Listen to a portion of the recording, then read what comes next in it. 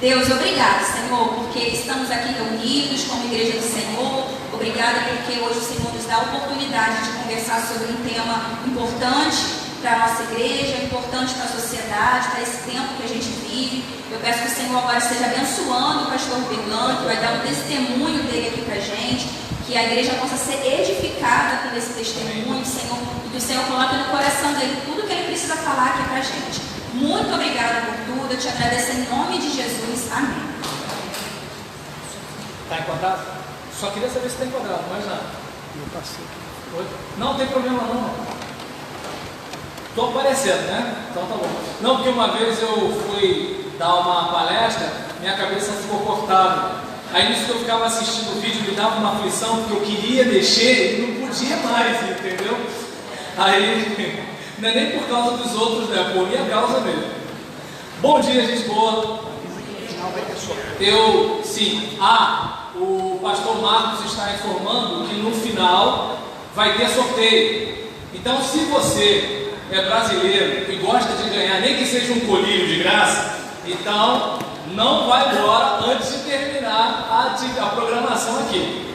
Então, voltando, irmãos, ao que me cabe falar aqui, eu sou pastor há 18 anos, já tenho uma certa caminhada com a igreja, seja como pastor membro, como pastor auxiliar, como vice-presidente de igreja, como pastor interino, como presidente de igreja, e a gente andou um pouco em relação a, assim, o irmão Diamantino Neves está dizendo que eu presidi a Associação Batista Meritiense, antes que ele me corrija, por 5 mandatos.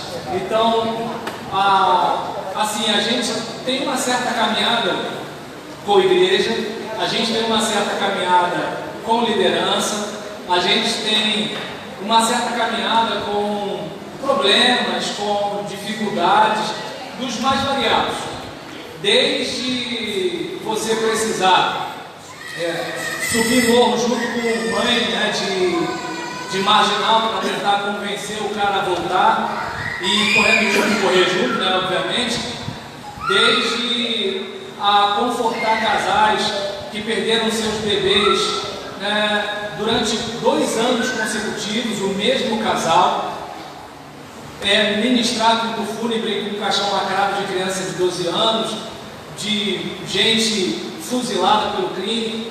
Então, assim, um monte de coisa ruim a gente viu, a gente presenciou, de ficar até 2 e pouca, 3 horas da manhã, né, ajudando família, passando por crise conjugal, sendo que na volta eu passava a madrugada, às vezes junto com a minha esposa, ainda a pé para casa. E assim, a gente foi lidando com algumas situações e sempre com aquela ideia de eu quero ser o cara, eu quero ser o pastor, entende? E havia um desejo muito grande de ser o melhor pastor que eu pudesse ser.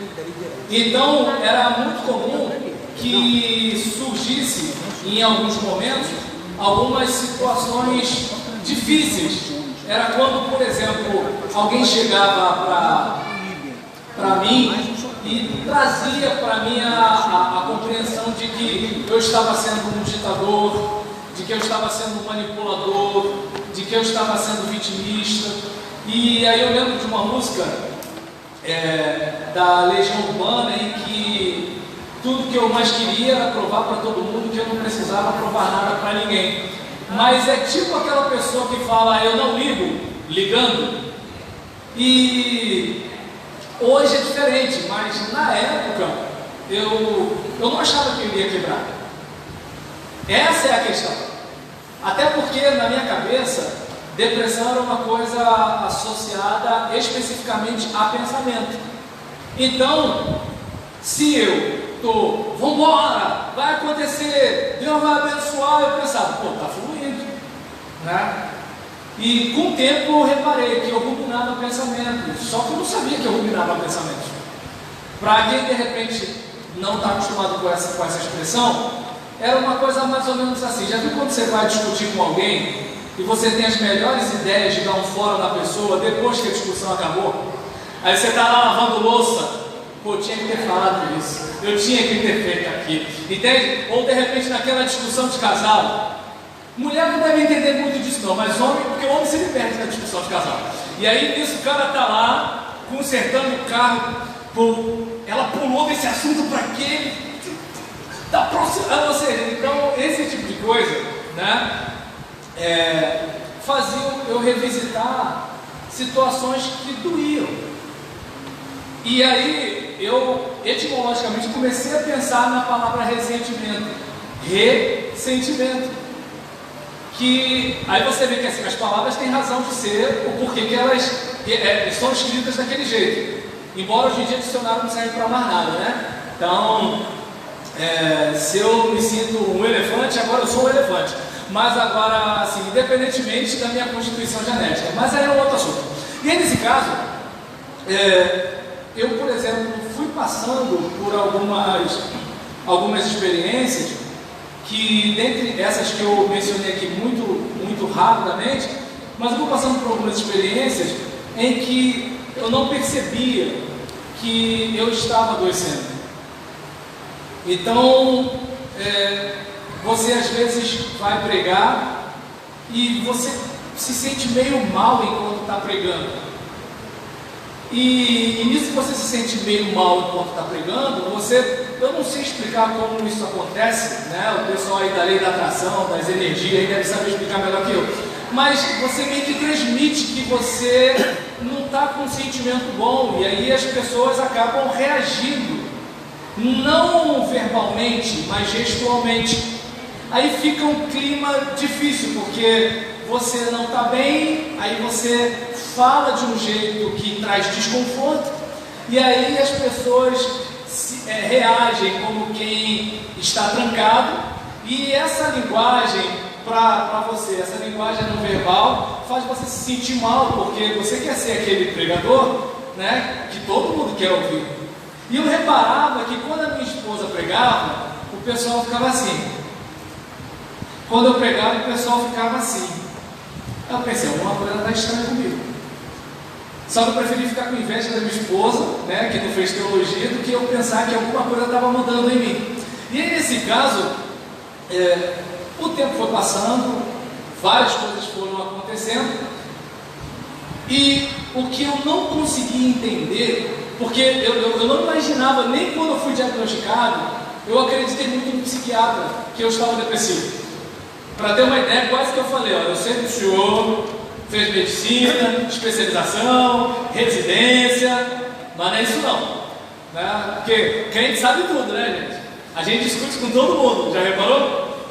Se o cara vier aqui falar de trigonometria, eu não sei nada de trigonometria, mas eu discuto com o cara. E aí, nesse caso, não sei se é a humildade de Jesus que a gente tem, né, que faz a gente ser assim, mas a respeito desse assunto, mas como assim a depressão? Eu pensava que era anemia, eu pensava que era falta de ferro no organismo, eu pensava tudo, menos que fosse depressão. E qual foi o momento em que isso estava acontecendo? Eu estava numa fase denominacional e pastoral que, como eu posso dizer, que todo candidato ao ministério gostaria de estar. Eu era convidado para tudo quanto era canto, eu escrevia para tudo quanto era lugar, eu era chamado para tudo quanto era comissão, eu pregava na igreja do presidente da convenção brasileira, assim, eu escrevia para o Jornal Batista, eu tinha sido convidado para escrever as lições da Escola Dominical da Convenção Batista Fluminense, eu escrevi artigo para a faculdade do Gran Rio, assim, eu estava fazendo minha pós-graduação, já estava pensando em fazer mestrado, assim, e detalhe, eu estava numa fase que assim, minha sogra tinha me dado uma churrasqueira daquelas pequenininhas, toda segunda-feira era certo de eu fazer meu churrasquinho de contrafilé, assim, comprei o meu carro, eu estava numa situação que eu pensei assim, poxa, agora é só picão para frente, esperar o juiz apitar para acabar o jogo. Eu estava de boa. Aí eu tive uma experiência com Zika vírus. Depois não estou dizendo que tem correlação, tá? É que foram acontecendo mais ou menos assim. Depois desse período do Zika vírus, eu comecei a ter labirintite. Eu nunca tive labirintite, né? E aí nisso eu comecei a tomar um determinado medicamento para combater a labirintite. Aí passou um determinado período, eu estava começando a me sentir muito mal e muito desconfortável. A labirintite tinha passado, mas a sensação ruim estava muito grande, aí eu parei de tomar o medicamento. Sabe como é que é, né, gente? A gente que é brasileiro, a gente não vai ao médico para usar e nem para suspender medicamento, né? Porque não sei se há a humildade de Jesus na gente, a gente se baixa, né? Aí eu parei também. E nisso, assim, graças a Deus, nunca mais labirintite, mas uma sensação de angústia, uma sensação de muito sono, muito cansaço. E algumas coisas que já vinham me acompanhando, mas eu não tinha reparado. Uma visão mais negativa das coisas. Sabe aquela sensação de que os problemas parecem mais difíceis de se resolver? E aí aquela sensação de que as pessoas dizem para você: pô, isso aqui dá para você fazer. Aí você já pensa que é difícil demais. É claro que assim, eu já tenho o meu modo de pensar, um pouco diferenciado de algumas pessoas. A pessoa pensa em ir para a praia, eu penso na volta, entende? Então eu penso assim, peraí, passagem para ir, de preferência Uber para voltar, e aí no caso, peraí, meu filho vai correr igual um cavalo doido para tomar d'água, eu tenho que ficar ligado, porque pode acontecer isso, né? Se alguém mexer com a minha mulher, eu dou tiro, eu bato, como é que é? Então assim, eu crio um filme na cabeça antes de fazer qualquer coisa, é mais ou menos assim. Por exemplo, amanhã eu vou pregar, hoje à noite eu vou pregar na minha igreja, e eu passei o dia ontem fazendo anotações do sermão. Aí meu filho me chamou para brincar de bicicleta com ele. Aí eu pensei, pô, mas eu tenho que preparar um slide para dar um visual. Falei, peraí, meu filho não vai ter 6 anos sempre. E o pessoal nem sabe se eu quero fazer visual. E a maioria dos pastores não usa o visual. Então, esse diferencial, se eu não fizer, tá na merda, né? E aí, nesse caso, agora para o meu filho não. Ele só tem um pai. Mas antes eu não era assim. Entendeu? Então eu joguei para o alto, até pedi desculpa a Suliane, né? Que ela mandou uma mensagem para mim, eu só respondi meia hora depois. E nesse caso, o que ocorre? Eu comecei a me sentir dessa forma que eu falei, as outras coisas eu não estava reparando, né? De me sentir mal, às vezes na hora de pregar, de chorar mais da conta. Eu sempre fui de chorar. Mas assim, eu já estava chorando demais, certo? E eu queria pregar um sermão motivacional. O sermão motivacional acabava em quê? Burdoar no povo, né? Então assim, irmãos, eu não esqueço isso, né? Pastor Marcos e pastor amigo meu ali deve lembrar da Thaís, esposa do Dudu. Então, aí na porta, ela veio me cumprimentar e falou assim: esse é o sermão motivacional. Eu nem lembro que eu preguei, mas eu lembro dela falar isso para mim. Então, algumas coisas estavam mudando em mim. Eu só percebi quando veio o cansaço. Mas cansaço do tipo, sem disposição para nada, aquela vontade de dormir. E você dorme 8 horas e nada, 9 horas nada, 10 horas nada. Você só vai para o culto porque você sabe que assim, o povo não é tão legal quanto o teu, né? Imagina, domingo tu não vai de manhã para a igreja porque está dormindo. De noite tu não vai porque está dormindo. Na quarta-feira tu não vai porque está dormindo. Não dá, não é mesmo? Deus até entende, o povo sabe como é. Aí nesse caso, eu ia meio que na marra, né? Mas era voltar para casa e dormir. Pregar sempre foi minha paixão, eu nunca perdi a vontade de pregar. Mas estudar para pregar, isso eu já não fazia. Eu ficava meio naquela de carona de alguma coisa que eu já tinha pregado, alguma anotação que eu já tinha, alguma coisa que vem da ideia, né? Deus manda a bola de fogo e a gente, né, derrama por aí e vamos que vamos. Mas chegou um dia que assim, caiu a ficha e eu reparei. Mas que tanto que eu oro pedindo para Deus me levar. É bonito esse negócio de querer ir para o céu, né? Mas aí eu lembrei das orações de Elias. Falei assim, essa oração está estranha. Tudo bem que todo crente quer ir para o céu, mas quer ir para o céu como recompensa, não como escape. Ou seja, a maioria dos crentes faz o quê? Pastor, ora por mim, porque o médico falou que eu tenho 6 meses. A maioria do pessoal quer ir para o céu, mas corre da morte. Eu estava querendo morrer, como assim? Assim, eu não fiz aquela coisa do tipo, eu vou me jogar, eu vou não sei o quê, mas eu peguei um caminho mais espiritual, né? Meio que assim, não sei você, mas a gente tem uma tendência de contar uma história pra gente para confortar. Por que você não passou no concurso? Eu não quis, entendeu? Por que você não é porque meu metabolismo é lento? Não, por que assim, a gente sempre tenta, né? Não, é porque homem nenhum presta. A gente tem tendência de contar uma história pra gente, para convencer a gente mesmo de algumas coisas.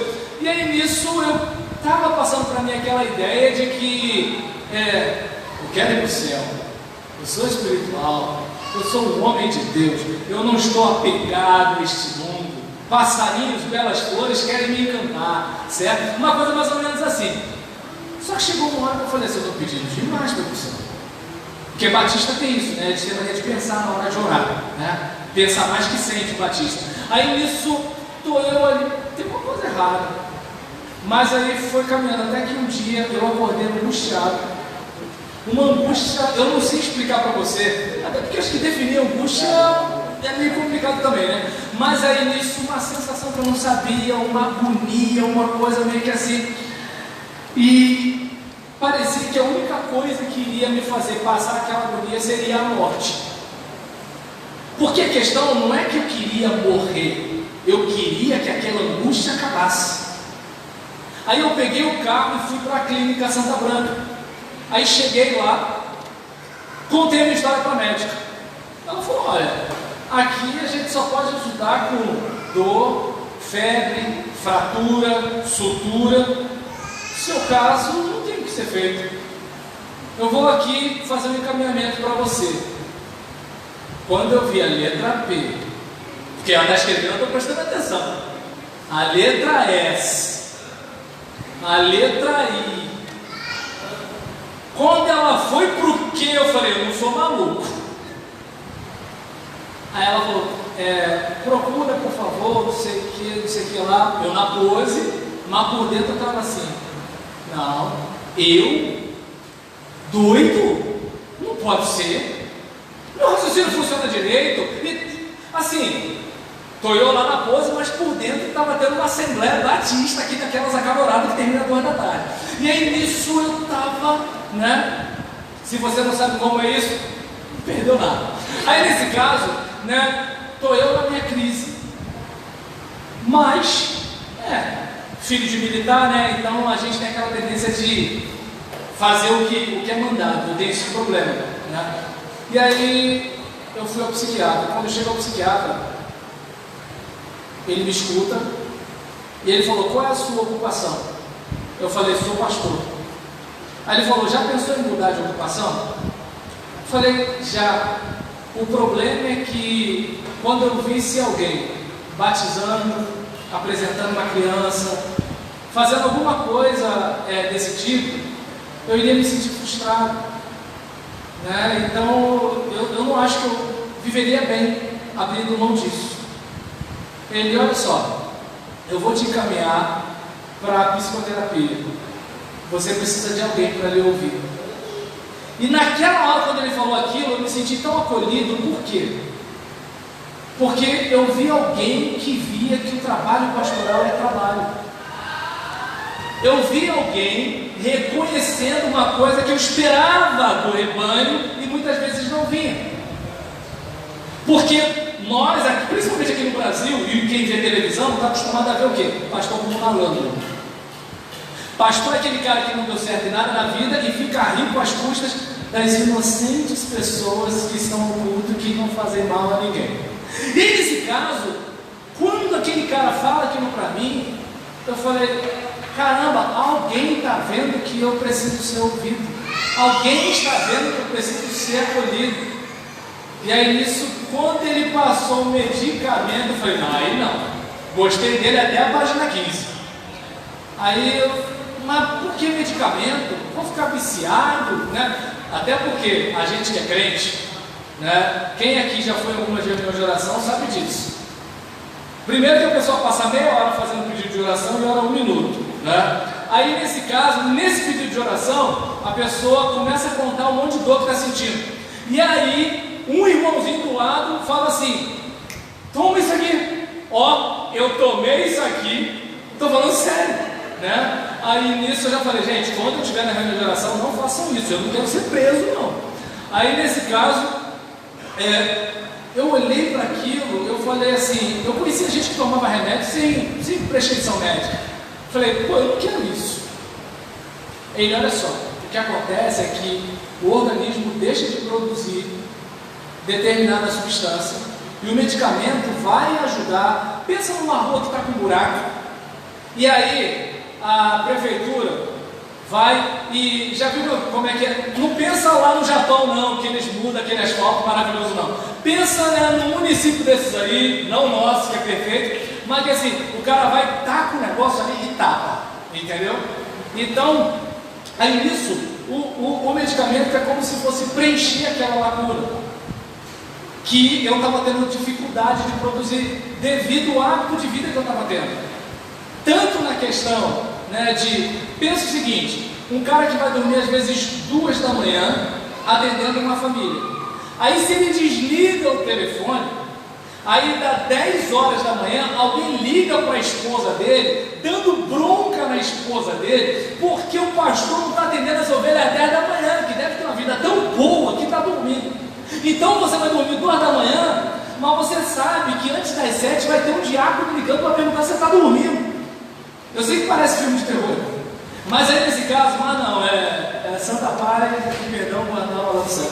Aí nesse caso, o que acontece? Devido a isso, você quer ser um grande pastor.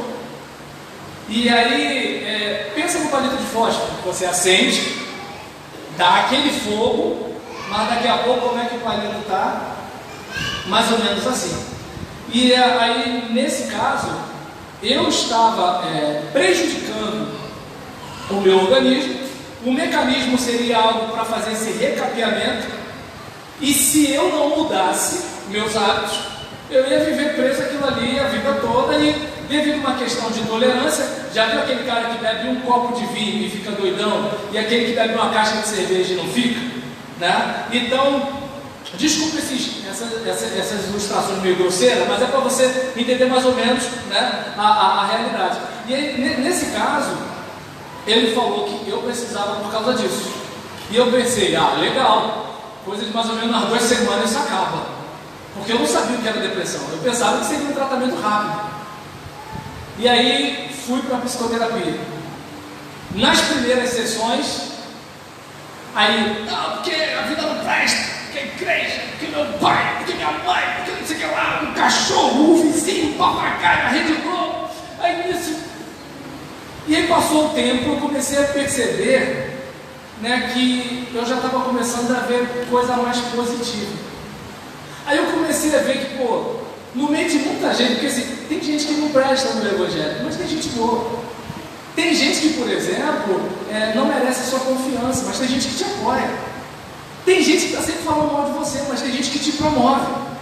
E aí eu comecei a mudar o foco. Ou seja, a raça ruim continuou existindo, mas eu comecei a identificar gente do bem. Problemas, angústias, sofrimentos continuavam existindo, mas eu comecei a perceber algumas outras coisas. Uma delas foi quando, por exemplo, eu estava numa praia, né, se eu não me engano, acho que em Itaipu, Niterói, e eu fiquei emocionado quando eu olhei para a cor da água, para o céu e tudo. Eu pergunto, quem repara isso, meu Deus do céu? E eu reparei que eu estava começando a mudar meu foco. Eu comecei a contemplar a beleza da natureza. E aí eu vi que eu não consegui entender qual a relação que tinha entre o medicamento, a terapia e essa minha mudança. Vocês depois expliquem. Eu não sei explicar, mas eu sei que minha mentalidade mudou em algumas situações. E uma coisa que mudou é que eu percebi que eu era presunçoso. Eu era presunçoso. Porque quando eu leio a Bíblia, eu vejo Jesus sendo chamado de cara que expulsa demônio com a ajuda do diabo. E eu ficava dodói quando alguém dizia que eu queria dominar a igreja, manipular a igreja, não sei o que, não sei o que lá. Ou seja, Jesus foi criticado a beça e eu queria ser pastor, te amo, meu pastor. Eu queria ser esse cara, deu pra entender? E aí nisso, eu olhei para essa realidade e eu falei, desce do palco, tira esse salto. Você não é isso, né? E aí as ofensas começaram a não fazer os mesmos efeitos. Só para ter uma ideia, teve uma situação em que algumas irmãs estavam em um determinado evento, e aí nisso eu brinquei com uma delas, e uma outra com quem eu não brinquei veio reclamar comigo como se eu estivesse falando alguma coisa a respeito dela. E eu cheguei para ela e falei assim, é isso que você pensa do seu pastor? E ela falou, Eu falei, então não tem mais o que a gente conversar. Porque você já me julgou e me condenou. Não temos conversa. O Roberlando passado iria tentar explicar. O Roberlando atual percebe que ninguém perde o que não tem. E aí eu comecei de certa forma, eu não sei explicar, a ser o meu próprio conselheiro. Eu comecei a perceber que eu estava ruminando demais os pensamentos. E eu falei assim, não, vou começar a pensar de forma diferente. Não, isso aqui não vale a pena, cancela, vida que segue, deixa pra lá e assim por diante. E qual foi a recomendação da psicóloga? Você tem que fazer atividade física. Claro que quando ela falou isso foi nas primeiras semanas, né? É que eu não estou colocando ordem cronológica, tá, gente? E aí nisso eu fui fazer atividade física. Irmãos, eu não tinha disposição para levantar, mas eu sou de uma outra geração, né? O pessoal chama de geração X. Eu sou de uma geração que aprendeu a respeitar a autoridade.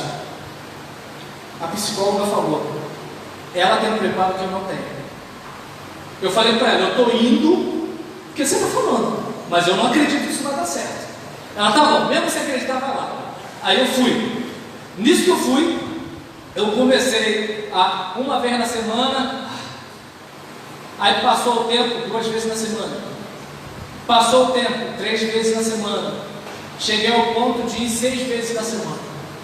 Daqui a pouco eu estava fazendo musculação e estava fazendo Muay Thai. Imagina um camarada em tratamento de depressão, tomando soco na costela, soco rodado, caindo desacordado, porque um menino de 20 anos, eu com 40, entendeu? Aí, mas eu estava lá, pulando corda, fazendo flexão. E sem aquela coisa de eu tenho depressão, estou sofrendo. Ou seja, porque o meu modo de mudar, o meu modo de pensar estava diferente. Ou seja, internamente a coisa estava ali. Só que na hora de botar para fora, não é isso que eu vou falar. Na hora de ruminar, não é isso que eu vou pensar. Mas estava doido para pensar, estava doido para falar. Mas não é que eu ficava assim, eu não vou pensar em maçã verde, né? Vitor Franco chama isso de hipertensão. Não é que se eu fizesse isso, eu ia me forçar a pensar numa coisa que eu queria, mas eu pensava em outra coisa, né? E aí nesse caso, o que aconteceu? Quando eu fiz essas coisas, valeu, deu sim? Desculpa, eu não vi a mão, né? Aí nesse caso, em relação a esses episódios, o que foi acontecendo comigo? Eu, por meio do... uma outra coisa, o psiquiatra também me encaminhou para endocrinologista, para ver se tinha alguma questão hormonal. Eu fiz também exame de sangue, para conferir se realmente era uma questão do ferro, né? Para ficar bem claro que não era nada disso. E aí nessa situação, eu até conversei com uma irmã, né, que ela estava fazendo tratamento há 10 anos. Eu falei assim, meu Deus, mas isso vai acontecer comigo? Ela, pastor, é diferente, porque assim, você está começando agora no início. E depois passou o tempo, eu descobri que assim, ela era daquele perfil do tipo, eu senti um negócio, eu tomo medicamento, né? O médico passou, mas eu não gostei do remédio, eu paro de tomar o remédio. E eu não, eu era daqueles de assim, eu vou fazer. O médico mandou, o psicólogo mandou, né? O instrutor na academia mandou. Eu tenho esse problema, né? De obedecer ordem. E aí nesse caso, aí eu lembrei da irmã falando aqui da infância, né? Olha, existe um Deus. Meu pai era instrutor de sargento, então eu não sei se dá para imaginar. Aí nesse caso, a respeito disso, onde eu quero chegar? Eu mudei, né, naquela questão de estava em crise, fui lá bater na porta da médica. A crise aumentou quando ela mandou o psiquiatra, mas eu fui. O psiquiatra, quando falou para eu ir para a psicóloga, eu fui. A psicóloga, quando falou para eu fazer atividade física, eu fui. E aí, no espaço de mais ou menos 5 anos, chegou no 4º ano, o psiquiatra suspendeu o meu atendimento, cancelou, não sei o que se fala, mas eu sei que encerrou. Aí, no ano seguinte, eu recebi alta também da psicóloga. É claro que no período do tratamento eu fiquei assim, tomara que isso acabe logo, até porque o atendimento era particular, pandemia, né? Fica em casa, a economia a gente vê depois, mas ninguém pagou minha luz. Aí nesse caso, nesse período, assim, eu fui ficando no limite de crédito, então eu não queria encerrar o tratamento por causa de dinheiro mesmo, né? Até hoje eu tenho as negociações aí para resolver na Defensoria Pública. E aí nesse caso, mas eu pensei assim, dinheiro eu ainda tenho a chance de ficar rico, vida eu só tenho essa. Aí nessa situação, quando ela falou para mim, olha, você se sente seguro para a gente parar por aqui? Aí o cara que queria tanto encerrar, ficou assim, caramba, a bola está no meu pé. Eu falei, posso pensar em uma semana? E aí eu olhei para aquilo, eu falei, caramba, fantástico, né? Porque antes eu tinha medo, né, do preconceito. Até porque imagina, tenta se colocar no meu lugar. Você está numa associação pastoral. Aí alguém pergunta se você já teve ou tem algum transtorno. Tem gente do pensamento, né, anterior que fala sobre neurose e psicose, né, que lembra até, né, do filme. Mas agora assim, aí você vai e coloca aqui, tem. Aí qual? Aí você coloca. Você toma medicamento? Toma. Entende? Você vai de repente renovar sua carteira. Você toma medicamento? Toma. Né? E aí nessa situação você fica estigmatizado. Sem falar o modo que as pessoas crentes lhe tratam. E sem querer falar mal de crente, mas tenta se colocar no meu lugar. Na minha pós-graduação, eu estudava com pessoas de várias religiões. E aí enquanto eu via crente mandando indireta, falando que tem Jesus, aquele negócio todinho, uma colega de faculdade, que é uma publicista, falou assim, olha amigo, eu não sei se as minhas preces, né, vão servir para você, mas eu queria que você soubesse que eu vou estar fazendo preces por você. E eu não sabia se eu ficava feliz ou se eu ficava triste. E uma coisa marcante para mim, numa determinada reunião de liderança, que eu falei, na crise de vocês têm a mim, eu tenho quem? Não sei por que eu falei isso. Uma irmã na lata mandou assim, você tem Jesus, pastor? Eu falei, vocês têm Jesus e têm a mim. E aí eu percebi que assim, eu estava sozinho. E aí eu entendi por que alguns pastores sofrem calados. Mas eu decidi não sofrer calado. Decidi não sofrer calado. Até porque, por que a dor de dente a gente ora e trata? Por que, por exemplo, o indivíduo tem hérnia, ele ora e trata? Entende? Os vovôs aí estão tomando comprimido, ora e trata. E por que, no meu caso, eu só vou orar e não vou tratar? Então eu olhei para aquilo e eu falei assim, não estou nem aí. E aí em 2018, eu fiz fechando já, em 2018 eu fiz um vídeo sou pastor e estou lutando contra a depressão. E daí? Aí eu já chamei para briga. E aí eu contei o que eu estava passando, por incrível que pareça. Os crentes aí, né, não estou nem aí para eles, mas eu recebi um monte de feedback de gente que estava sofrendo calado. Inclusive, ovelhas que chegaram para mim e falavam assim: pastor, eu sofro sozinho, porque se meu marido ouvir isso, ele vai dizer que é diabo, que é isso, que é aquilo outro. Aí outra pessoa: pastor, eu estou pensando em me matar. Ou seja, quando eu mostrei a minha vulnerabilidade, as pessoas começaram a me procurar e compartilhar as suas vulnerabilidades. E aí eu falei: sou pastor para isso. Eu não estou aqui para bancar super-herói, né, e querer impressionar os outros. Eu estou aqui para ajudar a gente quebrada a ser restituída. E aí, nesse caso, né, a minha situação, ela, para mim, né, é um misto de história.